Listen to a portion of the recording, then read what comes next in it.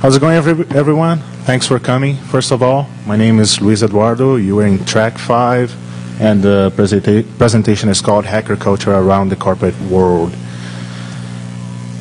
Amazing how people lose good talks to come to this one. That's fine. Real quick, who am I? Networking guy. Became a security guy a few years ago, just pretty much for obligation. Work now for Mu Security. Some people know me for doing the WLAN, the wireless networks, for several conferences. I spoke at conferences in the US and Latin America. I work here. I'm a goon, and I have a website that I don't know yet what I'm going to be doing with it. Quick disclaimer, I have to put this here. Everything that I'm saying here is based on my thoughts, nothing to do with my employee. Or my employer, I'm sorry. My employer just let me be here, and everything I did is based on my research. This is a non-technical talk at all, so if you want a technical talk, go see a really good one. And as Bruce Potter says, don't believe anything I say. I could be totally wrong. So why am I doing this? Well, guess lots of people here are hackers, right? And I've been around to several conferences, and I see a difference between hackers here in the US. You see people at DefCon, you go to another conference, you see the mentality is totally different. Then you go to another country, it even gets more different. And not only hackers, right? The whole security society per se. So I'm going to be talking about a little bit of the differences between these communities, let's put it like this, and actually how this integrated to the corporate life. Let's see if there's anything interesting. Also, the security awareness, like in general, right? Everybody uses the internet now. Security is kind of embedded. So if you guys are here, hope you really have some concerns with security at all, and I think all of you do. But some people out there, they use the internet and they have no clue, and they shouldn't. So, or they should, but it's hard to require for my mom, for example, to know stuff about security. So let's move on. If you have any questions, just raise your hand and can interrupt me anytime. So pretty much, if you look around you, when I say look around you, is here, it's in your job, it's with your security-related friends, those guys that I only know from mailing lists and stuff like that. People, although apparently when people say, oh, or like yesterday, some person stopped, oh, what is this convention? Oh, it's a hacker convention. They think, oh, hacker, bad, whatever, that whole thing. But even people here, some people are here for work, some people are here for fun, some people don't even go to talks, some people get drunk, some people do all of the above, and that's the fun part about DefCon, right? But some people really, I don't know if lots of people really understand the whole hacker culture thing. And you don't need to be really, let's say, technical or anything like that to have some influence in the hacker community in a positive way. So some people, and worst of all, right, I have in a few slides actually, I'm skipping ahead, but the security marketplace, it's kind of new, it's fairly new. So you have still lots of people who do not understand security, what I put on the slides. By the way, the slides are mostly like for reference for you guys later. But I refer on that as insecure people. As people, maybe they're good managers, but they don't understand how sometimes we think. They don't understand how to deal with us. And I'm going to get to it when I get to the corporate thing. But you see even here, right, there are people that might not even know or send the wrong message and try to influence you guys to do like other stuff, to say, oh, I'm doing what I'm saying, let's move to this path, let's do bad things or let's do really good things, and etc. And who knows what this guy knows? That's why I put on the beginning, and that's what Bruce says, and I totally agree. You shouldn't believe on anything I say, but the objective of the talk is to make you, hopefully, better, try to make like our lives better in the corporate life. Be in the corporate life if you're totally like black hat that makes money selling botnets and stuff like that, or if you work for a large company. And we all have challenges regardless. We have to make money somehow. So that's the idea. And some people are just afraid of us, let's put it this way. Some people don't understand how we could fit in the security world or in the corporate world. And even people who in theory work for security companies or in a security department or something like that, these douchebags, they totally don't understand why security exists or why it's important, why they need that, and even like users in general. So talking a little bit about the differences that are out there. I did this boring thing just so you guys don't read everything I had, but it's not helping. Anyways, so geolocation, the culture backgrounds. So all over the place, people have different backgrounds. And for example, I'm from Brazil, and I lived here for a while. And it's totally different. Like every place has the good things and bad things. It would be cool to understand from like other societies, cultures, whatever, try to get the best thing. And well, that's the ideal world, right? But if we can apply this somehow in our 9-to-5 job, that'll be better, and try to help people understand security in a better way. So from even with your family, whatever, right? So geolocation is one thing. The cultural background is huge.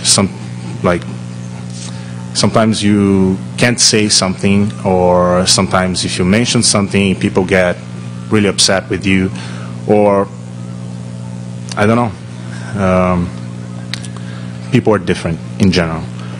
The freedom of speech. Sometimes you can go on a newspaper and say something. Sometimes you have, for example, the magazines like 2600 and stuff that is really cool. You have other zines around, and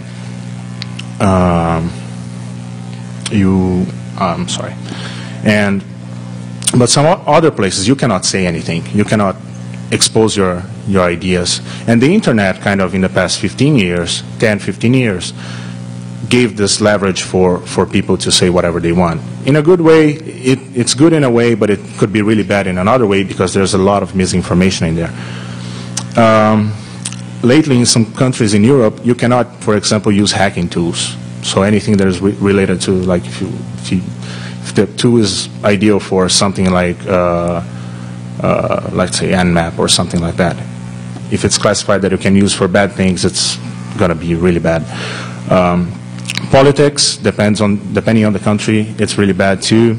Money is more on the corporate world. And let's move a little faster here. Security world in a whole, that's what I said. There's a lot of people that mostly, one second. There are people that just don't understand, and I'm going to move to the corporate thing to go on this. Sorry, I should have that shot of Jack Daniels before this.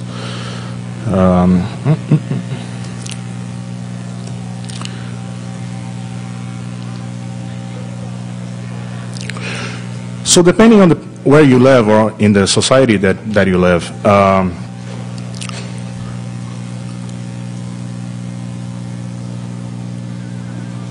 move back. So some places you have, it's really common. For example, in Germany, you have the Chaos Computer Club. They have like in several cities, and people just go there and they hang out. And I don't, like, you have the 26 meetings here. Some places they don't even have that. They don't bother about that. And that's really kind of, it's a good thing that people should follow. And that doesn't happen here. It doesn't happen in many places, I'm sorry. And then you have the formal meetings. Sometimes you have like associations like the ISSA or other types of associations, and sometimes it's not linear, the thing. It's not level. Like, things are totally different. And I'm sorry. I'll try to.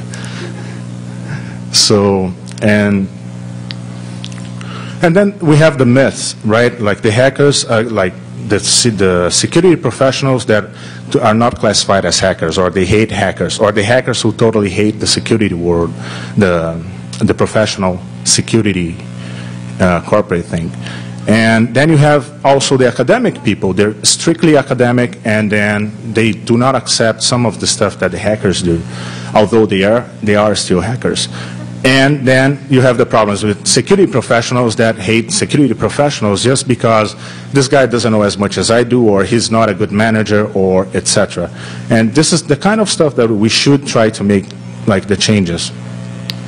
And transfer of information, again, the internet could give you, like, really bad ideas about what's happening. You open, like, websites, newspapers and stuff like that. You read the technology, whatever is related to technology, and the technology is really not, they don't understand. So if you read through, like, the thing is not totally explained. So we read and we say, what is this person talking about? They don't know, or they're missing something, but could be a total misconcept of whatever else they're trying to talk about. So talking a little bit about the types of security events that are around. You have, like, the hacker conferences, of course. We're here at one. We have several ones here in the US, and in other places. Like, I try to keep track of the conferences, and year by year it keeps growing. Like, you see places like in Asia and Europe, of course, but even from smaller conferences to bigger conferences. And then you have the most academic-centric events. I put conference, but it's more like events. Still good things, but then you tell a hacker, oh, let's go to that place. Oh, no, it sucks. And then you go there, the whole thing is really good, but people have that kind of, want to see prejudice a little bit, and they don't want to go just because of the label of the thing. And then you have the big shows, like the corporate conferences, that people go just because the company is paying for, and they do not attend anything, or they go and they don't understand, they don't want to understand, and stuff like that. How does it differ from DefCon? Absolutely nothing, right? People come here, like, to have fun and stuff like that, but try to learn as well. That's the whole goal. And this stopped working. No, it didn't. And overall, people in all of them, and of course we're geeks, so that doesn't change many things. But the social aspect, this is like DefCon, yeah, people socialize and stuff like that. But other places, like, it's missing this kind of the glue that brings everything together, right? So if we could find a way to make that better, and I think it's not that hard, we could totally work on it. And the world in general is changing. So let's say the online life becomes critical. What does that mean? Many people, like, live based on the internet, even if they're not, like, IT professionals or security professionals. You'll see, for example, I put here critical infrastructure systems. Everybody totally relates that to SCADA systems. Not really. Like, if you see the case from Estonia that happened a few months ago, Estonia, most of the people use everything on the internet. They pay bills, they check whatever basic stuff for the everyday life. They depend on the internet. So the internet totally became a critical infrastructure system somehow. And of course you have the whole convergence thing, right? Email, instant messaging, cell phones, and social networking websites and stuff like that. So there are cases that people get, like, even like there was a case in Brazil not too long ago, some guy got hijacked and everything was set up through Orkut. So he showed up at this place, and he had several points in some online game, and they took the guy, like, gunned down and to give out his password and stuff like that. So how important is security in general for the thing, right? People should be more more concerned about security. And of course, we see security in movies. There was like The Last Die Hard and stuff like that. But it's nothing new still. But again, it kind of falls into that concept that things are not that good. So, meaning all of this, there is a demand for the security market. So if we mess it up, we can, or if we don't do the right thing, we can really mess it up. Meanwhile, in the so-called hackers world, what happens? People are after the new stuff, right? New technologies, the new challenges, the new iToys, whatever. Try to find 0 days with everything, or play with the thing, get a badge at DefCon and play with it until next year, see what you come up with, all that new stuff. But everything's available, things are not changing that much, and worst of all, some of these tools or the technology available is not only for like script kiddies to do stuff. It's used for like real crime, right? As I said, use like Orca to hijack a person, or use just like phishing and malware and all that stuff to get money. And money, of course, is a motivation. So there are ways for people to make money, for the hackers to make money, either in the underground world or go to the corporate life. The thing is that if you go to the underground, you can get caught, right? And be like our friend here. So now I think to the most interesting part, and thanks for the ones who didn't leave yet. So moving to the corporate life. Why did companies stay away from hackers before?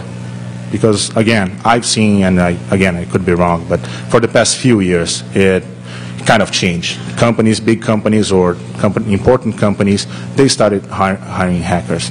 So number one, like high level of fear from hackers, very low or no trust at all. Depending on the company, of course, that wouldn't be a security company, but something there's that mentality that either they don't understand security and think they don't need security, or the convenience versus security, right? Even like you're going to get a new access control system for the doors of your company. Oh, but this is too hard. Or you force your user to change the password every X weeks or days, whatever. People don't like that, but that's also changing. The famous, no one is going to try to do that. I've seen that happening like with vendors so many times. You find a bug, well, that's how before 0 day was a cool thing, right? People like you show something to some guy who writes a code, he's like, oh, this is happening, there's a problem when we run this, and he's like, well, but they shouldn't be doing that. Yeah, but people do that these days, right? Not these days, people have been doing that for a while. And for some people that usually are in management, just procedures matter. Like, is that whole thing that I had in the beginning, right? People don't respect whatever the work of somebody that is good technical and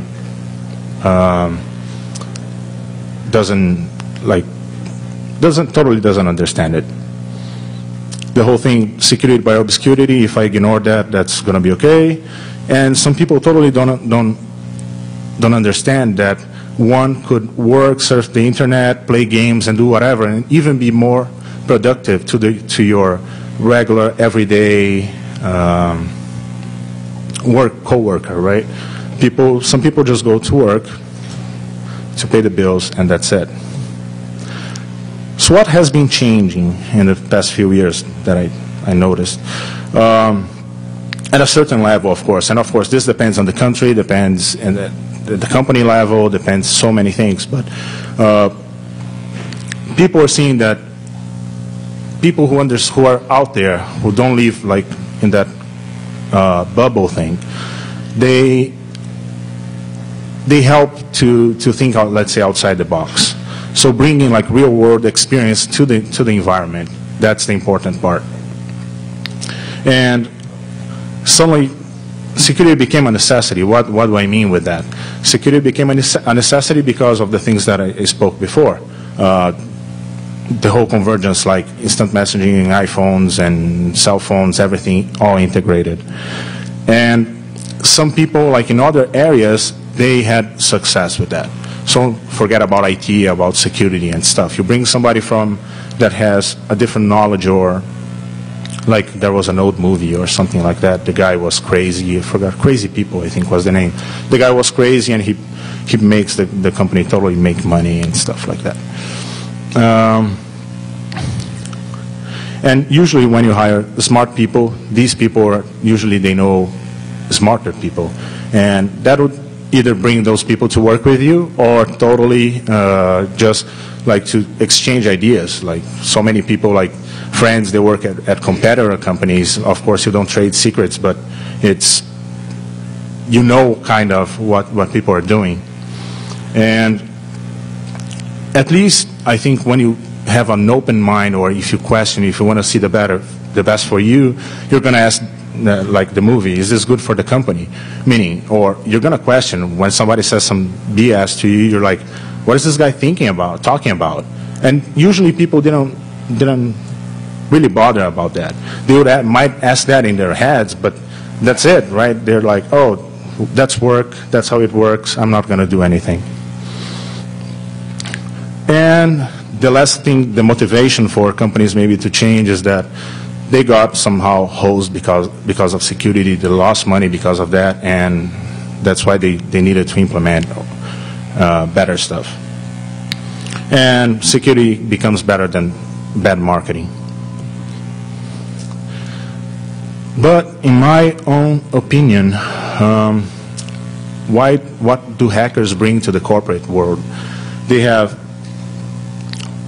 the kind of do what you like style, right? The kind of I'll do whatever I like, not in a bad way, like dedication and be open to challenges and determination and stuff like that.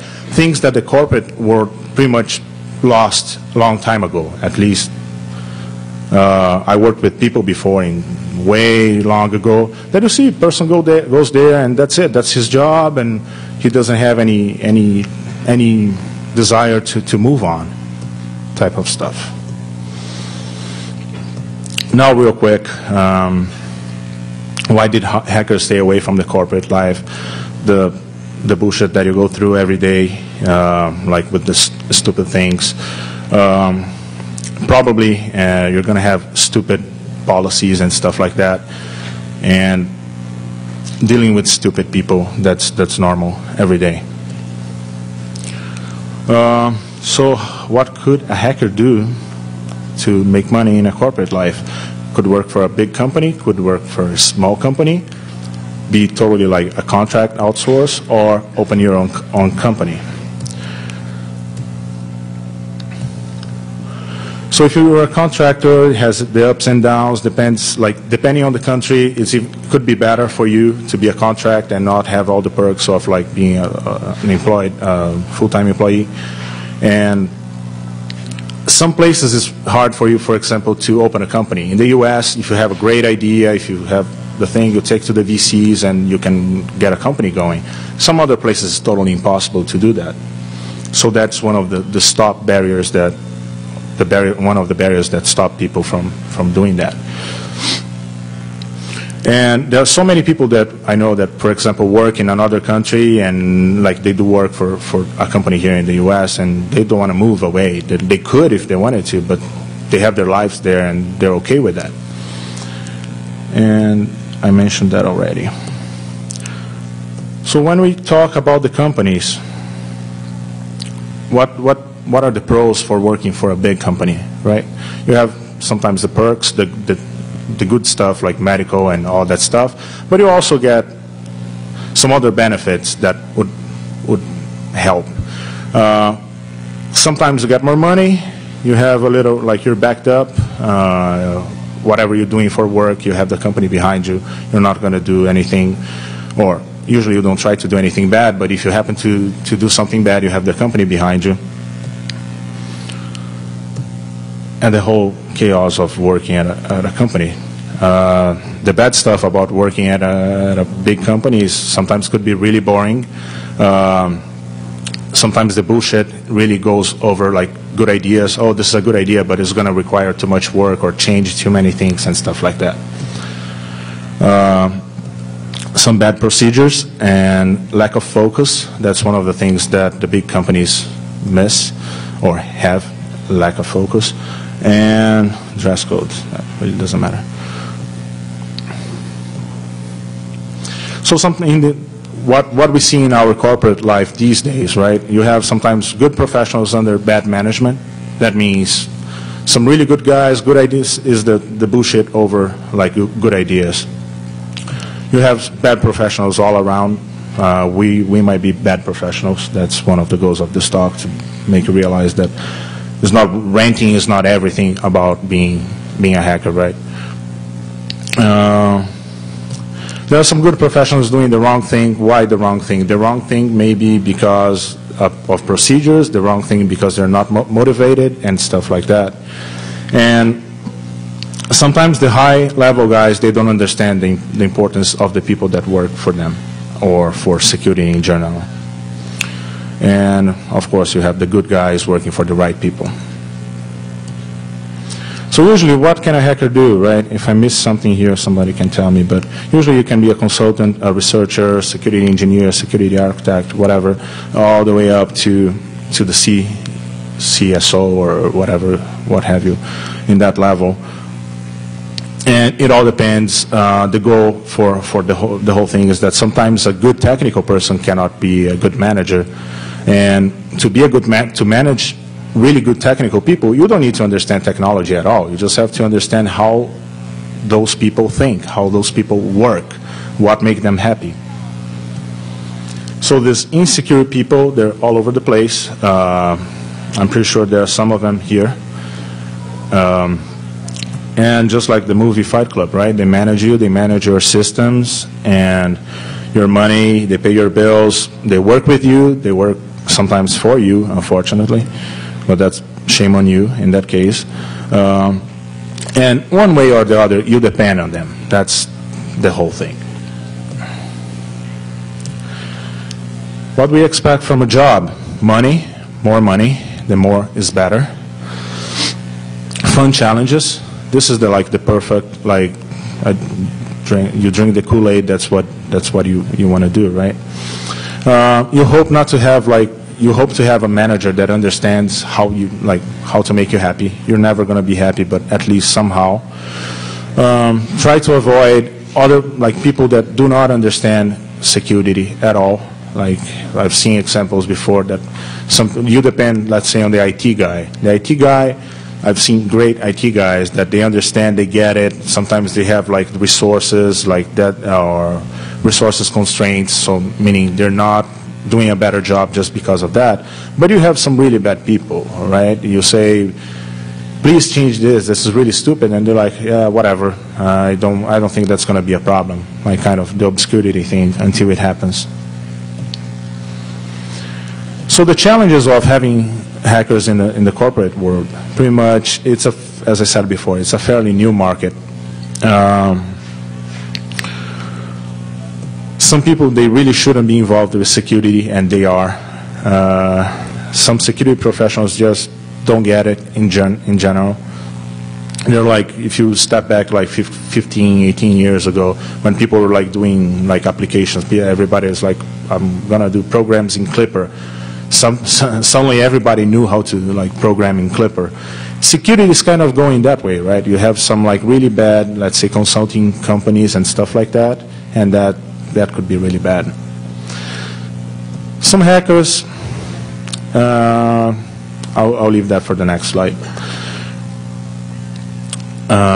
Some decision-making people, they don't understand. It's just convenience or lack of information or whatever, but you see some laws that are passed in some countries or even here sometimes, that makes totally no sense. And then even they have to either step back and redo it, but then it's done, or just leave it the way it is and that's it.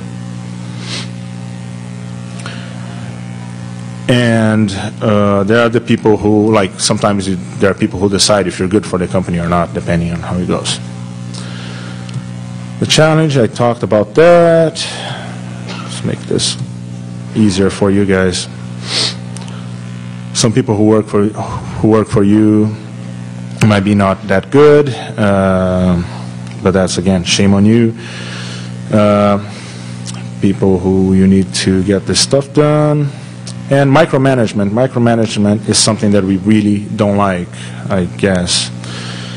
And to the interesting stuff, what usually makes the life of a hacker really not, or really uneasy at the corporate environment is the ego, right? If you have one person, one of us is already really bad. If you have more than one of us, it's even worse, because then you have like two egos. I'm sorry, lost the word now. Two egos collapsing? No, it's not collapsing, but they're fighting with each other, crashing. Thank you. So that's the definition of ego. And then, of course, besides the ego, you have the boringness. People, we don't like to be bored at work. Otherwise, we're going to surf the internet and kind of become like accommodated in the work, and that kind of sucks. So this is all the ranking that we've been hearing for years, and this is just the definition of boringness.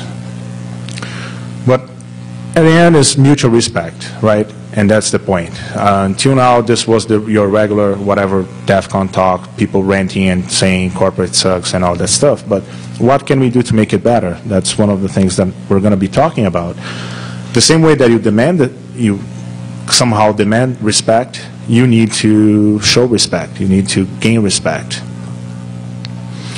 So how can we make that better? How can we take stuff to the next level? Instead of just ranting and shit, like show a solution. Rant is good, but rant with a solution, I'm pretty sure that people are going to like you. And of course, respect the company and the work that you do. And make the second one here, or the third one goes with the second one, that make your job as fun as possible, but otherwise go find another job. And again, technical people, and sometimes I am one of them, that you're like, management sucks and this and that and that. Well, yeah, but again, would I be a good manager? Probably, I don't know, but here I'm going to say that probably not. I could be really good in technical stuff, but I could totally suck in management. Not that all the managers know how to deal with our kind of technical people. And again, the whole respect. You try to understand what they're trying to tell you, but make sure if you have a point to make that point. And what should companies do to make it better? Flexibility is one of the cool things, right, that we all want. We want to work the times that we want. Some people, of course, take advantage of that, but some people totally don't. And at least, like, from my experience, when I work from home, I totally work more than if I was in the office. And people, hopefully, they're starting to get that. Recognition, do some type, like, recognize the job, the work that somebody that is working for you is doing. Provide resources. Let the guy go to DefCon. Let the guy, if there's some new product in the market, like, put some money down, let the guy play with that. But at the same time, like, tell him, after you learn something, come back, like, in a few weeks and teach your team about something like that. Work smart, kind of, it's up there as well. Communication is really important, right? Again, don't expect that communication is good. Make sure that build that relationship somehow. You don't need to be your boss's best friend, but you have to make sure that he tells you when something is wrong. The same way that is bad when you just like walk away from a company is really bad when you show up one day. They're like, "Oh, thank you, we don't need you anymore because you suck." Like, and try to make company, and that goes for any jobs, right? Not only security, not at all, but instead of like try to make your job more, or try to make them get the stuff done in a more clever way and not like sloppy, just like to get products out the door and stuff like that. And this is mostly like for bosses, and I'm glad I'm not one, because that's to kind of show you have to be, I think, to be a good manager for like to manage a group of hackers or one hacker, whatever. you have to show respect without losing the authority. And that's with that ego thing in the middle, it's really hard, right? So hats off to the good managers that deal with us. And this is really cool, I think. Delegate, if you're a manager, delegate tasks and then tell the guy, this is your project. This is something that you have to do, or go study something, stay like 3 days at home, a week at home, and come back and teach your group or your team whatever you learned. I think that's something really cool to do. If the guy decides to get drunk every night and not learn anything, well, you have a bad guy working for you. So shame on you again. And of course, to help the guys or to motivate the guys to do a better job, sometimes they even like say, hey, thanks, that was cool. It makes a difference. You don't need to get, of course, if you get that $500 American Express voucher, that's really cool too. But sometimes just like a pat in the back, that's already good, and some people don't get it. So so that was pretty much it, like just a little addendum here. Who else is doing the good stuff to, I think, help the corporate, our lives in the corporate life? The Hacker and about the stock, kind of. The Hacker Foundation, if you guys know, and probably some of you might be going, like Hackers on a Plane was a cool thing that they did, was come to DefCon, from DefCon go to the CCC camp in Berlin. So that would like try to learn what other people, how other people think, what are the challenges. Then you're going to see sometimes what you take for granted. That's something that's the only way that you see that. That's the only way that I saw some other stuff. The Computer Chaos Club in Germany, they kind of have a more formal. And the Hacker Foundation is going to be doing something similar. That what is the CCC in Germany? It's kind of like in different cities and stuff like that. Have like a house or a space that you can go anytime. Like you're not doing anything, just go there and chill out and code and do whatever. And there's the new thing from Johnny Long. We're going to go to his talk hopefully today. It's I Hack Charities. That means, let's say, if you're not in the corporate life yet, or even if you don't want to be in the corporate life, but you want to do something like to put in your resume or just so you're happy with it, go help like to build a website or to secure a website, a web server, whatever, for some country that needs something, or for any charity that needs something. And so I was talking to him a few days ago, and I thought it was a really cool idea. So I think that's good. So I'll let you guys go to a more interesting talk. Things are not totally broken, but it could get better. And on both sides, the corporate and us, we could do stuff to make it better. I'm sure most of the people from the corporate that I was ranting about, they're not here, but the other side is here. So let's try to make things better, to make our lives easier in the future. And I think that's it. I want to thank these people who kind of gave me some feedback that helped to put the slides together and some of the thoughts. Big thanks. And that's it, guys. Any emails? Shoot me an email. I'm going to be at the room 106. Yeah, track 5 Q&A. But I totally advise to go to Jeff Moss's talk. It's going to be more interesting. Thanks, guys.